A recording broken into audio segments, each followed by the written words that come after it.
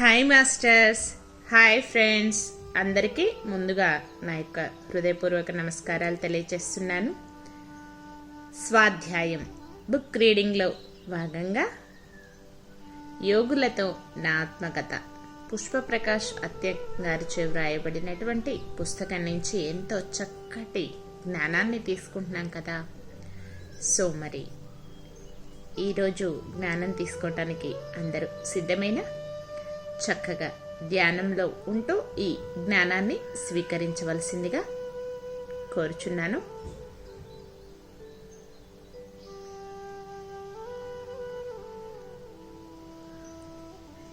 ఉన్న చోటనే స్థిరమైన సుఖ ఆసనంలో కూర్చోండి.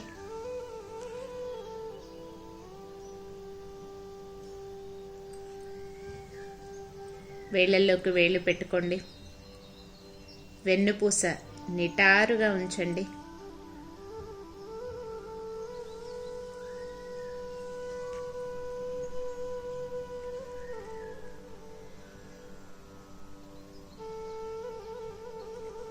దీర్ఘ శ్వాసని తీసుకోండి. నిదానంగా శ్వాసని బయటికి వదిలివేయండి.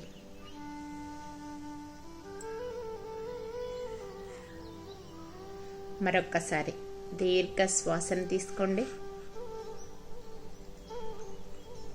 నిదానంగా శ్వాసని బయటికి వదిలివేయండి.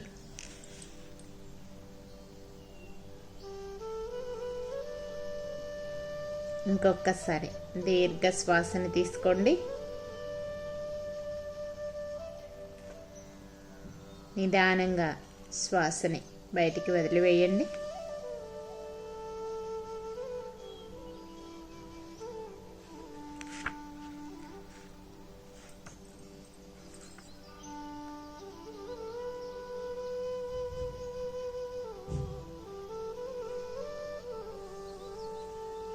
ప్రశాంతమైన మనస్సుతో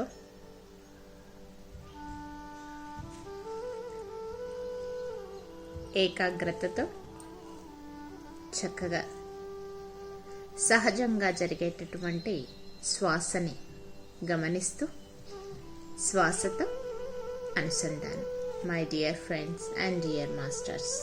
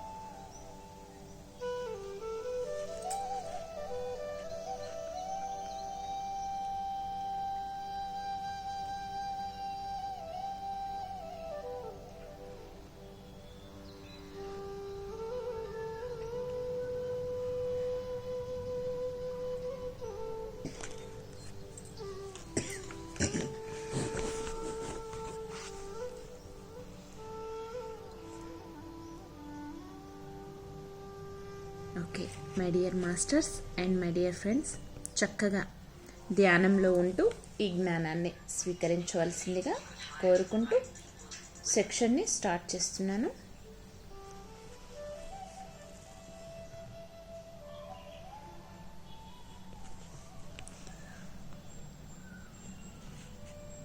ధ్యాన మహాయజ్ఞం బెంగళూరులో 25/12/2007. ఇలా సాగుతున్న నా జీవితంలో మస్కీ సార్ వచ్చి బెంగళూరులో జరిగే ధ్యాన మహాయజ్ఞంలో మీరు వాలంటీర్గా చేయగలరా అన్నారు. సరే అన్నాను. 20 మంది దాకా పని చేయటానికి సిద్ధమై బెంగళూరు వెళ్ళటం జరిగింది. అక్కడ మాకు అన్నీ అనుకూలం చేశారు. బెంగళూరు మాస్టర్స్ సమీపంలోని ధ్యాన మహాయజ్ఞ స్థలం. మేము రోజుకు 20 గంటలు పనిచేశామనే చెప్పాలి. మేము తెల్లవారుజామున 3 గంటలకు లేచి సిద్ధమయ్యి పోయేటప్పుడు మా వర్క్ చూసి అక్కడ ఉన్న మాస్టర్స్ అప్పటికే కాఫీ చేసి ఇచ్చేవారు.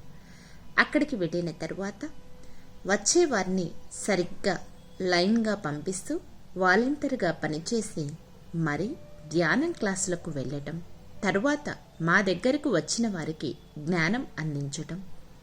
మధ్యాహ్నం 1 గంట నుంచి 3 గంటల వరకు భోజనం దగ్గర జాగ్రత్తలు తెలుపుతూ ఏమాత్రం అలసట అనేది లేకుండా సరదాగా జోక్స్ వేసుకుంటూ సాయంకాలం ధ్యానం అయిన తరువాత రూమ్కు 10 గంటల నుండి 11 గంటలకు చేరేవాళ్ళం. ఎన్నో ప్రాంతాల నుంచి వచ్చిన వారు కూడా తిరిగి మా రూమ్లో క్లాసులు చేసుకునేవారు. 12 గంటల నుండి 1 గంటకు పడుకునేవాళ్ళం. ఫస్ట్ రోజు ఒక చోట గ్రూపుగా కూర్చొని ధ్యానం చేస్తూ ఉన్నాను.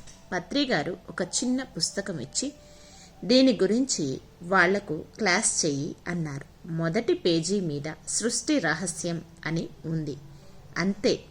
కళ్ళు మూసుకుని ఒక శిశువు భూమి మీదకు రావాలంటే తన చుట్టూ వాతావరణాన్ని ఎలా సృష్టించుకొని బయటకు రావటానికి ఎన్ని రకాల ప్రయత్నాలు చేసి చుట్టూ ఉన్న ఒక లేత పొరను ఎలా ఛేదించుకొని వస్తుందో చెప్పేటప్పటికీ ప్రతి స్త్రీ కూడా సంతోషంతో వారి అనుభవం చెప్పారు. మీలో నిగూఢంగా దాగి ఉన్న సృష్టి బయటకు రాబోయే సమయం ఆసన్నమైంది అన్నారు ఒక మహా ఆత్మ. 2వ రోజు మాకు ఎన్నో క్రిటికల్ అయిన విషయాలు కూడా తెలియచేయబడ్డాయి. మనస్సు పెట్టి పని చెయ్యాలే కానీ విశ్వం మనకు సహకరించటానికి సిద్ధంగా ఉందని తెలుసుకోవటం బెంగళూరు ధ్యాన మహాచక్రంలో జరిగింది. 8 ఏళ్ల నుంచి ధ్యానం చేసే అమ్మాయి అక్క, నాకు చనిపోయిన మా అక్క ఎప్పుడూ కనిపిస్తుంది, ఏం చెయ్యాలో తెలియటం లేదు అంది. నేను భోజనాలు అయిన తరువాత రా అన్నాను. వచ్చింది. నీ ముందుకు మీ అక్కను పిలువు అన్నాను. అందరూ చుట్టూ ధ్యానానికి కూర్చున్నారు. అమ్మాయి శ్వాస చాలా డిఫరెంట్గా శబ్దం చేస్తోంది. వెంటనే తలపైన చెయ్యి పెట్టు అని ఇన్నర్ నుంచి వచ్చింది. సరే అని తలపైన చెయ్యి పెట్టి ఎడమ చేతి విశ్వం వైపుకు చూసే విధంగా ఉంచి నాలోకి విశ్వశక్తి ప్రవేశిస్తోంది అని కూర్చున్నాను. అంతవరకు నాకు ఇలా చెయ్యాలి అని ఏమీ తెలియదు. ఆత్మ విద్యలు తెలియాలి అంటే ఏం చెయ్యాలి? శ్వాస గమనం చెయ్యాలి. ఇలా మా రూమ్లో క్రిటికల్గా విద్యలు ఎన్నో నేర్పించారు మాస్టర్స్. తిరిగి ఆ అమ్మాయి లేచిన తరువాత అక్కను నేను ముందుకు కూర్చోమంటే నీలోకి ప్రవేశిస్తుంది అంటుంది. ఏం చెయ్యాలో తెలియదు. ఆ టైంలో మీ చెయ్యి నా తలపైన ఉంచటం ద్వారా నేను తేరుకున్నాను అంది. నేను ఆ అమ్మాయి ద్వారా ఒక విద్య నేర్చుకున్నానని సంతోషపడ్డా. ఆధ్యాత్మిక వర్క్ మనసు పెట్టి చేయటం బాగా నేర్చుకుంటూ వస్తున్నాను. ఇక రెండవ రోజు యథారీతిగా క్లాస్ జరుగుతూ ఉంది. పత్రి గారు స్టేజ్ పైకి రమ్మన్నారు. వెళ్ళి ధ్యానం చేస్తూ ఉన్నాను. ఒక ఆస్ట్రల్ వరల్డ్లో ఉన్న నాగులంతా రింగులా ఉల్లాసంగా నా పైన తిరుగుతూ ఆనంద విహారం చేస్తూ ఉన్నారు. ఎందుకు అనుకుంటే త్వరలో భూమిపైకి రావటానికి సిద్ధమవుతున్నామని తెలిపారు. బెంగళూరు ధ్యాన మహాయజ్ఞం 3వ రోజు. సారీ మాస్టర్స్, ఏమనుకోకండి. ఈ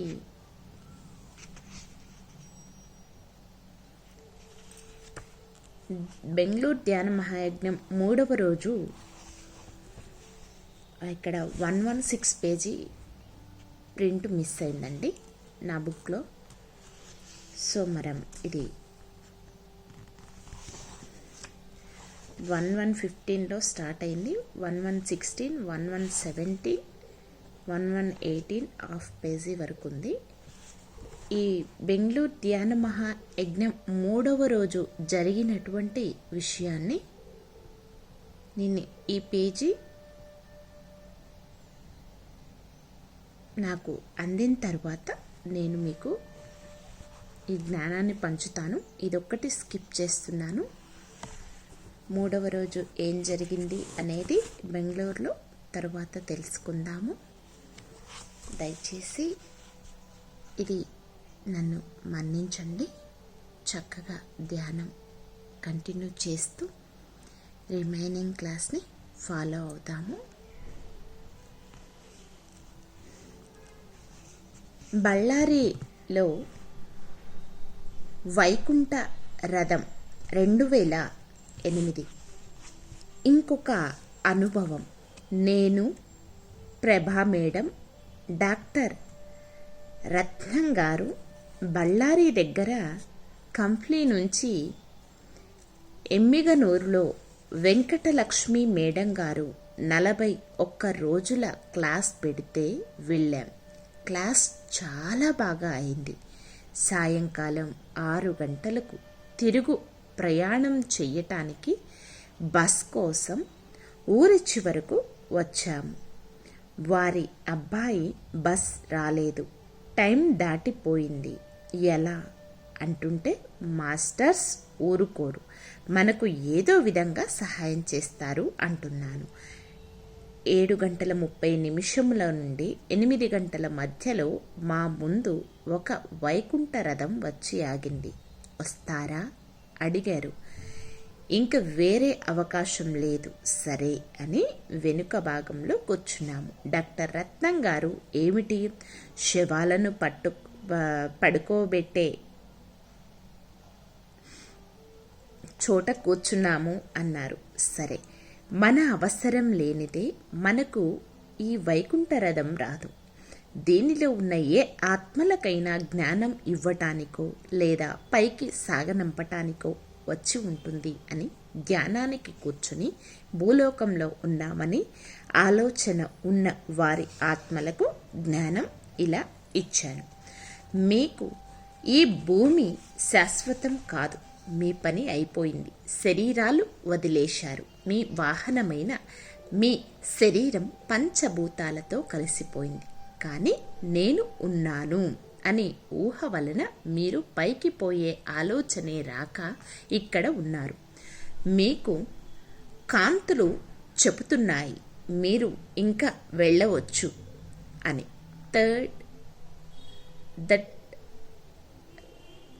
థాట్ రిలీజ్ చేశాను. మీరు ఇంకా వెళ్ళవచ్చు అని థాట్ రిలీజ్ చేశాను. మేడం ప్రభావతి గారు అవన్నీ తోకచుక్కలుగా వెళ్ళటం గమనించారు. మాకిది కొత్త అనుభవం అన్నారు. కంప్లీ వచ్చేసింది. దిగేసి మంచి టైంకి మాస్టర్స్ పంపారు అనుకుంటూ చూస్తే అక్కడ ఏ వ్యాను లేదు. మేము వచ్చేటప్పుడు చూశాము. వారు ఎంతో ఎత్తులో ఉన్నారు. అబ్బా, నిజంగా గ్రేట్ మేడం అన్నారు. డాక్టర్ రత్నం గారు 9 గంటలకు బస్ ఒకటి వచ్చింది, వెళ్ళాము. మనకు పని ముఖ్యము అని చెప్పటానికే ఇదంతా. దేవుడు మాయలో నేను 1996. నాకు పెళ్ళి అయ్యి 5-6 ఏళ్ళు అయింది. పిల్లలు లేరు అని మా అత్తగారి ఊరైన ఎమ్మిగనూరు వచ్చినప్పుడు నన్ను అమ్మ నాన్న మంత్రాలయంకు తీసుకొని వెళ్ళారు. వారికి ముసలితనంలో పుట్టానని, సమస్యల వలలో చిక్కుకున్నానని అమ్మ నాన్నల అభిప్రాయం. నా జననం రవీంద్రనాథ్ ఠాగూర్ లాంటిదని, అందులోనూ ఎంతో ఇష్టంతో తల్లిని తండ్రిని ఎంచుకున్నానని 1996 తెలుసుకున్నాక మౌనమే నా ఆనందమైపోయింది. అలా ఒకసారి అమ్మా నాన్న నేను మంత్రాలయం వెళ్ళాం. మడి ఆచారాలు మా అత్తగారింట్లో ఎక్కువ. వారు చెప్పినట్లే తెల్లవారు లేచి రాఘవేంద్ర దర్శనం చేశాము. బృందావనం చుట్టూ అడుగులు వేస్తూ స్వామి కృప లభిస్తుంది, అలా నీవు చెయ్యరా అన్నారు. నాన్న ప్రేమతో రా అంటే నాకెంతో ఇష్టం. సరే అని ఒక 10 అడుగులు వేశా. నా కన్నుల ముందు చీకటి ఏమీ కనిపించలేదు. నీరసంతో చెమటలు. వారికి ఇదేమీ చెప్పలేదు. నాకు పిల్లలు పుట్టే అదృష్టం లేదు అని మదనపడ్డా అంతే. రాత్రి పడుకునే ముందు ధ్యానం చేయలేదు, కానీ రాఘవేంద్ర స్వామిని చూడాలి అని మనస్సులో సంకల్పం చేసుకుని నిద్ర ఒడిలో ఒరిగిపోయా. అంతలో నాలో నుంచి ఒక శరీరము లేచి రాఘవేంద్ర స్వామి పూజ చేసే మూల విరాట్ స్వరూపులైన రామ, లక్ష్మణ, సీత, ఆంజనేయ విగ్రహాల దగ్గరకు వెళ్ళింది. అక్కడ రాఘవేంద్ర స్వామి పూజ చేస్తున్న విగ్రహాలను చూశాను. అప్పటికి స్వామి పూజ చేసే విగ్రహాలు అనుకున్నాను అంతే. 1996 మళ్ళీ స్వామి దగ్గరకు వెళ్ళా. నేను పాద ప్రదక్షిణ చేస్తూ ఉంటే చెయ్యనియలేదు. ఎందుకు మీరు అన్నాను. ఒక బ్లాక్ బోర్డ్ దగ్గరికి పిలుచుకొని పోయి 2 అక్షరాలు రాశారు. భ్రమ అని రాసి ఇది చూడు అన్నారు. నిజమేగా, మంత్రాలకు చింతకాయలు రాలవు అని సృష్టికర్తే నువ్వు అని తెలియచేసిన నా గురువు 2007 డిసెంబర్ చివరిలో ఆ సృష్టిని ఎలా దింపాలో చూపించాక ఎప్పుడూ కూడా తనకంతా తెలిసిన రాఘవేంద్ర మాస్టర్ సూక్ష్మంగా బ్రహ్మ అన్నది తీసేశారా లేదా? అందుకే వారికి థ్యాంక్స్ చెప్పుకుంటూ ఉన్నా.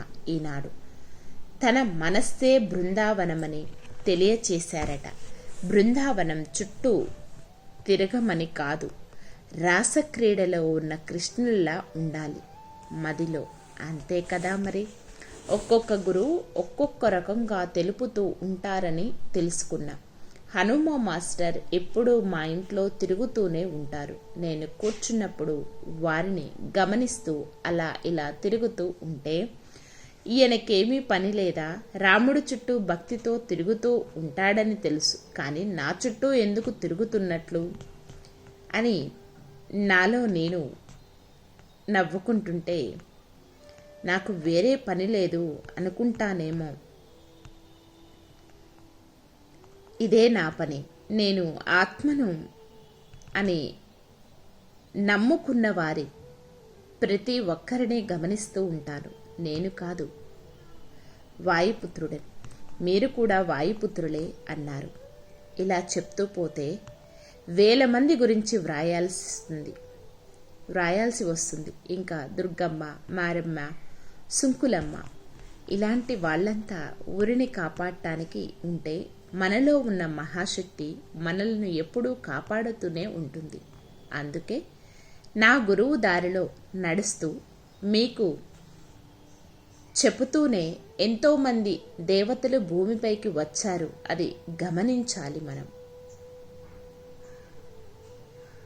మన జీవితం బృందావనంలా కావాలంటే మన శ్వాస ధారను గమనిస్తూ ఆ బృందావనములోని తులసిని నేను అని, ఆ పరిమళాలు నాలో వికసిస్తున్నాయి అనుకుంటూ ఆనంద వదనంతో ఏమీ ఆలోచించక ప్రశాంత వదనముతో ఉండిపోవాలి.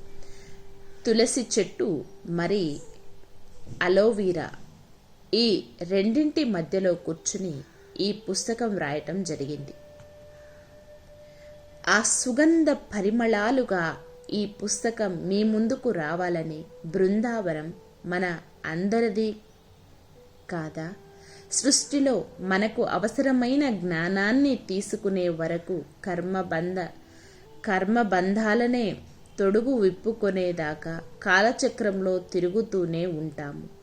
ఆ సృష్టి మొత్తంలో నేను ఒక కాంతినే అని తెలిసిన తరువాత తల్లి, తండ్రి, కొడుకు, కూతురు మన వంశవృక్షాన్ని జాగ్రత్తగా గమనిస్తూ తెలుసుకుంటే అప్పుడు తులసి తోటే కాదు బృందావనమే మన చుట్టూ ఉంటుంది. ఇంతకన్నా ఏం కావాలి ఈ భూలోకంలో మనకు? తల తిరగటం ఇది ఒక యోగం. 2008 ఎంతో కష్టమైన పని కూడా గ్రూప్తో సాధ్యం చేయటం నేర్చుకున్నాను. ఒకసారి గ్రూప్లో ఉన్నప్పుడు, ఎందుకు మేడం మీకు తల తిరుగుతోంది కదా, దానిని ఎందుకు బాగు చేసుకోలేరు అన్నారు. వారు చెప్పేది నిజమే, తెలుసుకోవాలి అని శ్వాసగమనం చేశా. నాకు తల తిరిగే ముందు తల నరాలు గట్టిగా పట్టివేస్తాయి. ఆ పరిస్థితి మా వారికి తెలుసు. ఏమీ మాట్లాడకుండా మౌనంగా పడుకున్నానంటే అర్థం అదే అని. శ్వాస గమనంతో లోనికి వెళ్ళి జవాబు వచ్చేదాకా తిన్నది వాంతి అయినా లెక్క చేయక నాలో నేను ఉండేదాన్ని. నాకు గురువు గారు కనిపించి ఏదో ఒకటి తెలిపితే ఇక ఎక్కడ లేని శక్తి వచ్చేది. 2008 సంవత్సరంలో 11వ తేదీన 28వ తేదీ ఎరుకతో ఉంటూ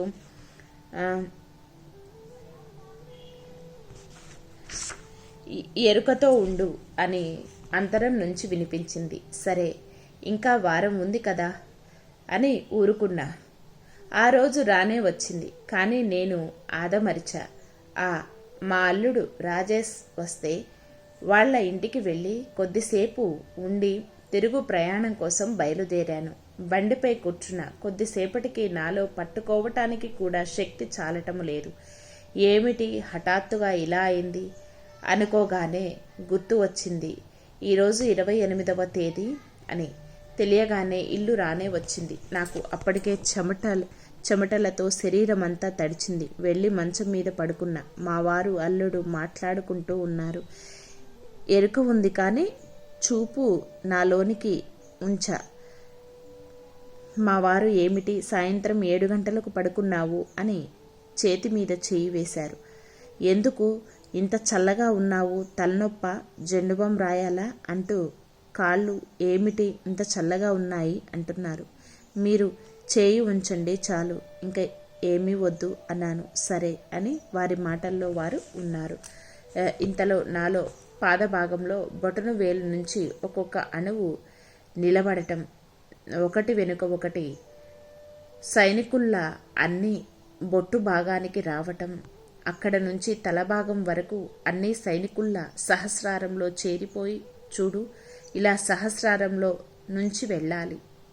అన్నీ వెళ్ళి ఆకాశంలో చూస్తూ ఉంటే దివ్యమైన నక్షత్రాలు తిరుగుతూ చూసి ఒక చోట ఆగి సరే అనుకుంటూ తిరిగి శరీరంలో చేరిపోతే ఈ విద్య తెలుసుకోవటానికి మా ఈ ప్రయత్నం అని వినిపించింది. నాకు ఏం చెయ్యాలో తెలియదు. సహస్రారంలోకి ఎలా వెళ్ళాలో తెలిపారు. మనమే దేవుళ్ళమని తెలిసిందిగా. కొద్దిసేపు నీరసంగా ఉండిపోయాను అంతే. అది వైభోగమే కదా.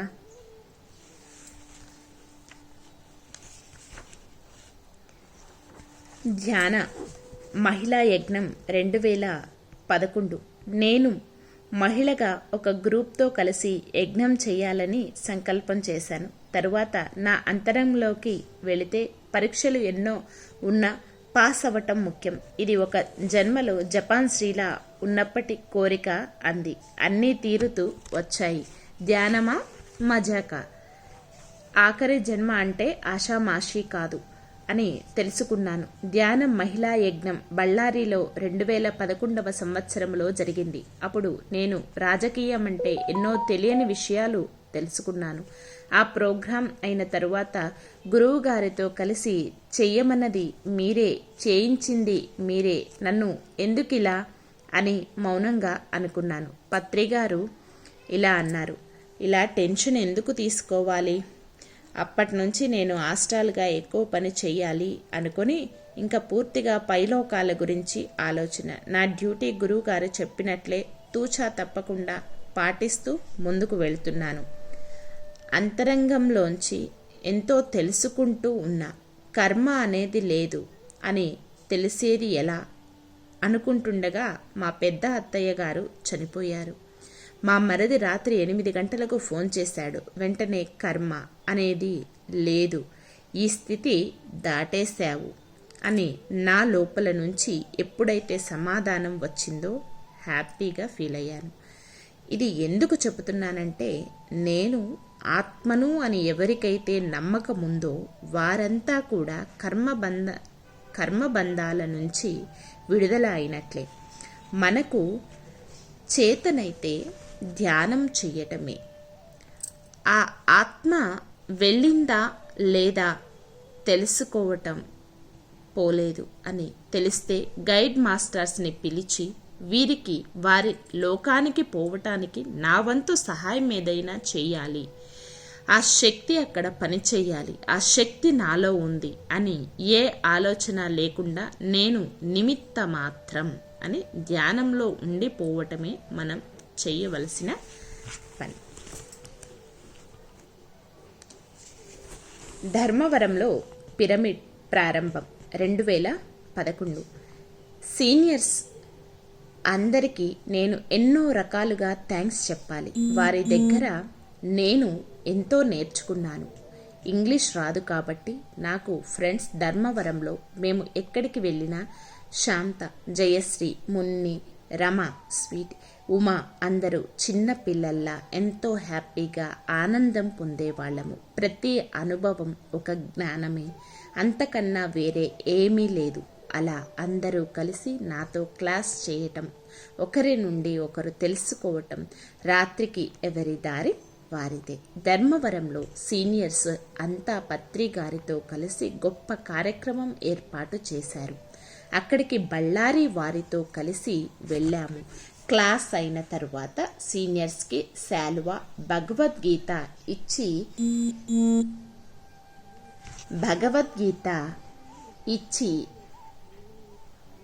సన్మానం చేశారు. అప్పుడు మొబైల్ స్విచ్ ఆఫ్ చేశాను, మరి ఆన్ చేయలేదు. మా తోటి ఫ్రెండ్స్తో ఎంజాయ్ చేస్తూ మర్చిపోయా. నాతో వచ్చిన వారు మేము అందరం తెలిసిన వారి ఇంటికి వెళతాము. పొద్దున అందరం కలిసి గౌరీబిందనూరు వెళదాం అన్నారు. తెల్లవారింది.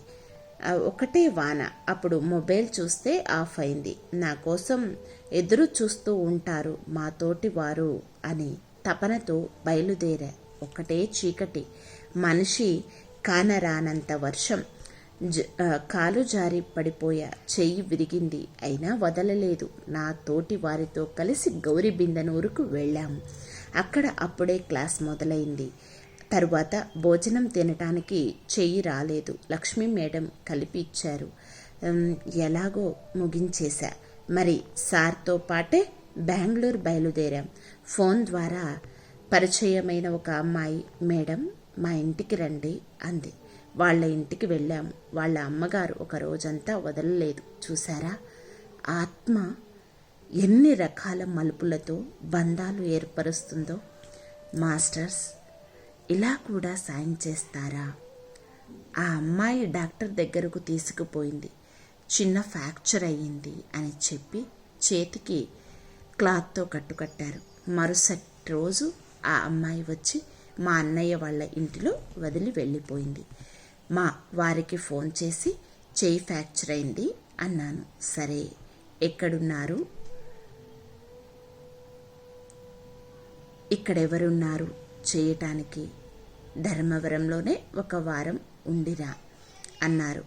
ఆ సమయం మించిన దొరుకునా అని ఆనందంగా నా క్లాస్ కోసం ఎంతమంది ఎదురు చూస్తూ ఉన్నారో. జ్ఞానం అందించడానికి మంచి అవకాశం ఇచ్చారు మాస్టర్స్ అని ఒకసారి ఎడమ చేతిని అడిగా.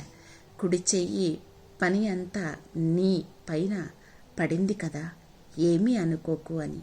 లేదు, ఎప్పుడు అన్నింటికీ తననే ఉపయోగిస్తావే అనే ఆలోచన తప్ప వేరే ఏదీ లేదు. ఈ విషయంలో నేను పూర్తిగా సహకరిస్తాను అంది. ఇంకేముంది, రోజుకు 3 క్లాసులు చేస్తూ ధర్మవరం సెంటర్స్ చుట్టేశా. ఏ మందులు వాడక కట్టు కూడా నేనే తీసేశా. ధ్యానం ద్వారా ప్రతిదీ యోగమే. శక్తి నింపబడిన ప్రతి అణువుతోనూ మాట్లాడే ఆలోచన కలిగింది. సో మరి ఇదండి ఈరోజు సెక్షన్. చాలా అద్భుతమైనటువంటి అనుభవాలతో ఎంతో చక్కటి జ్ఞానం తీసుకున్నామని అనుకుంటున్నాను. మరి ఇప్పటి వరకు విన్న జ్ఞానాన్నంతా మనలో నింపుకోవటం కోసం ఆఖరి క్షణం ధ్యానం. My dear friends and my dear masters, చక్కగా ఆఖరి నిమిషం ఎరుకతో శ్వాసని గమనిస్తూ శ్వాసతో అనుసంధానం.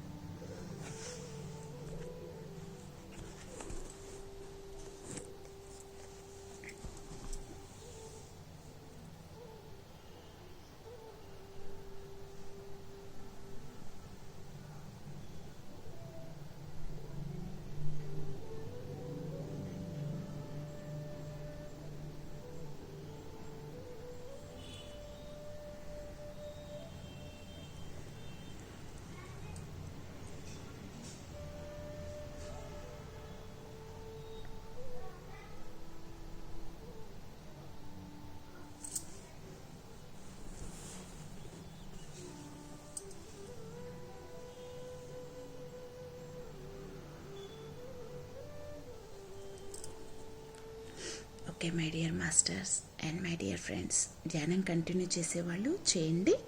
మిగిలిన వాళ్ళందరూ కూడా చక్కగా నిదానంగా సహజ స్థితికి వస్తూ మీ 2 చేతులను కూడా విడదీస్తూ మీ కంటి మీద పెట్టుకోండి. 5, 4, 3, 2, 1, 0.